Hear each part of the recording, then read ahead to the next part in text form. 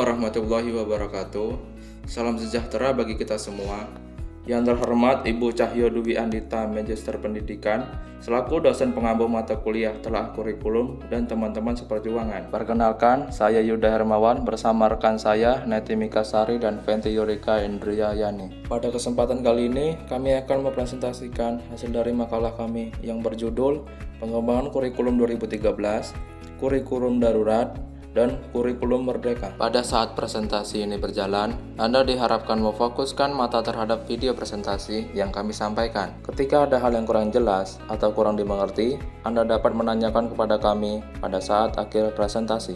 Baiklah, materi yang pertama akan disampaikan oleh Saudari Neti Mikasari, kemudian dilanjutkan oleh saya sendiri, dan terakhir Saudari Fenty Yurika Indriyayani. Topik pembahasan yang pertama adalah dasar pertimbangan kurikulum 2013, kurikulum darurat, dan kurikulum merdeka.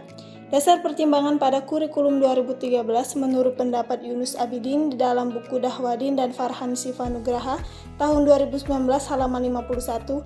Pembelajaran dalam konteks kurikulum 2013 diorientasikan untuk menghasilkan insan Indonesia yang produktif, kreatif, dan inovatif melalui penguatan sikap, keterampilan, dan pengetahuan yang terintegrasi. Orientasi ini dilandasi adanya kesadaran bahwa perkembangan kehidupan dan ilmu pengetahuan abad ke-21 telah terjadi pergeseran ciri dibanding abad sebelumnya.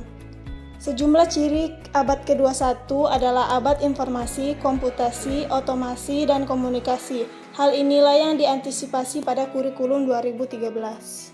Perlu kita ketahui, prinsip pengembangan kurikulum 2016 atau KTSP menjadi kurikulum 2013 sebagaimana yang telah dikutip dari dokumen kurikulum 2013 di dalam buku Dahwadin dan Farhan Sivanugraha tahun 2019 halaman 51 disebabkan atas dasar pertimbangan sebagai berikut. Pertama, kurikulum satuan pendidikan bukanlah daftar mata pelajaran. Kedua, standar kompetensi lulusan ditetapkan untuk satuan pendidikan, jenjang pendidikan, dan program pendidikan. Ketiga, model kurikulum berbasis kompetensi ditandai dengan pengembangan kompetensi berupa sikap, pengetahuan, keterampilan berpikir, dan keterampilan psikomotorik yang dikemas dalam berbagai mata pelajaran. Keempat, kurikulum didasarkan pada prinsip bahwa setiap sikap, keterampilan, dan pengetahuan yang dirumuskan dalam kurikulum berbentuk kemampuan dasar dapat dipelajari dan dikuasai setiap peserta didik sesuai dengan kaidah kurikulum berbasis kompetensi.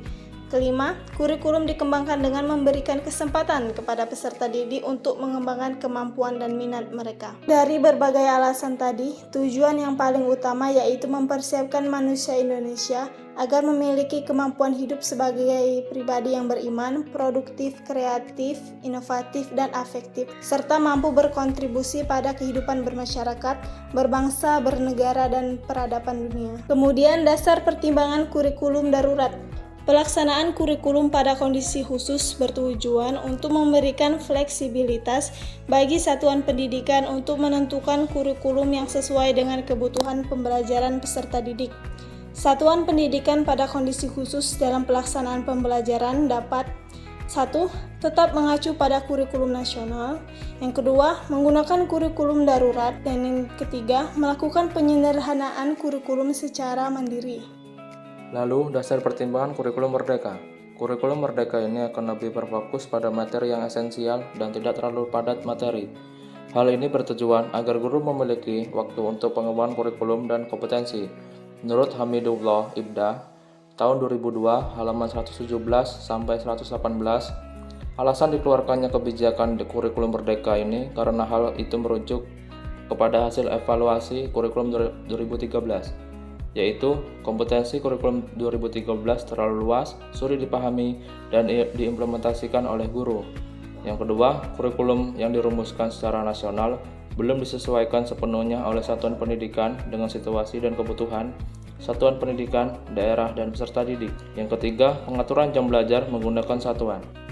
Alasan kurikulum 2022 ditetapkan karena Mendikbudristek Nadiem Makarim memiliki alasan bahwa dengan kurikulum itu guru lebih bisa dimengerti, beradaptasi, dan fleksibel karena sesuai kemampuan muridnya. Selain itu, kurikulum tersebut memberikan kesempatan bagi guru berkreasi dan berinovasi, sehingga proses pembelajarannya lebih mudah. Rasiologis pengembangan pada kurikulum 2013 menurut pendapat Fahrudin tahun 2017 pada halaman 519.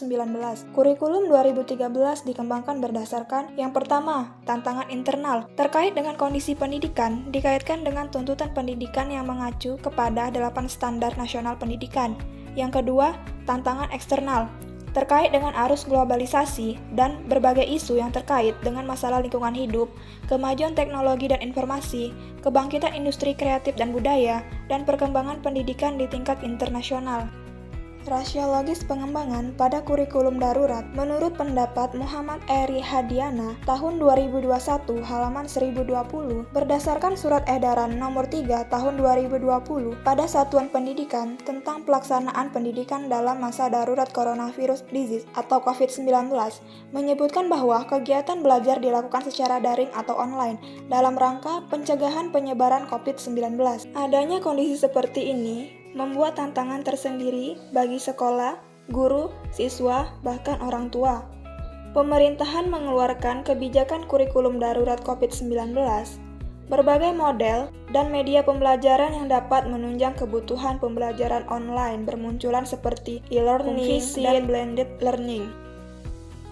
Terakhir, rasiologis pengembangan pada kurikulum merdeka, hasil keputusan dari Kemendikbudristek diantaranya A. Dalam rangka pemulihan ketertinggalan pembelajaran atau learning loss yang terjadi dalam kondisi khusus. Yang B. Kurikulum mengacu pada standar nasional pendidikan untuk mewujudkan tujuan pendidikan nasional. Yang C. Kurikulum 2013 dilaksanakan sesuai dengan ketentuan peraturan perundang-undangan. Yang D. Kurikulum 2013 ditetapkan oleh pemimpin unit utama yang membidangi kurikulum, asesmen, dan perbukuan.